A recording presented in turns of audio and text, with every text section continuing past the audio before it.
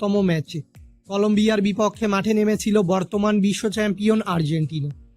সেই ম্যাচটিতে অবশ্য থিয়াগো আলমাদার গোলে কলম্বিয়ার সঙ্গে 1-1 গোলের ড্র নিয়ে মাঠ ছেড়েছিল আলবিসেলেস্তেরা।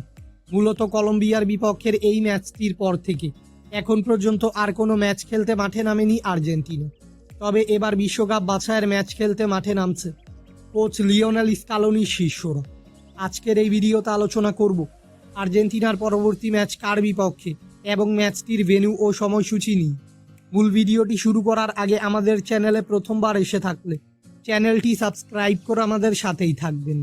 2026 বিশ্বকাপ বাছাই পর্বে নিজেদের 17তম ম্যাচে এবার ভেনেজুয়েলার বিপক্ষে মাঠে নামবে 3বারের বিশ্ব চ্যাম্পিয়ন আর্জেন্টিনা।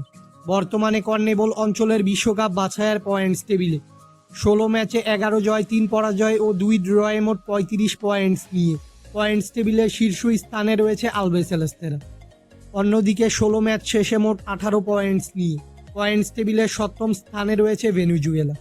তাই পয়েন্টস টেবিলের তুলনায় আর্জেন্টিনার থেকে 6 ধাপ পিছিয়ে রয়েছে ভেনেজুয়েলা।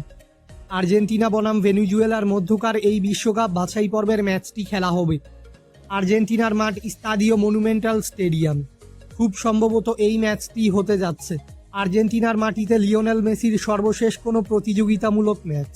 কেননা ধারণা করা হচ্ছে 2026 বিশ্বকাপ শেষে আর্জেন্টিনার জার্সিতে অবসর নেবেন আর্জেন্টাইন খুদে জাদুকর লিওনেল মেসি।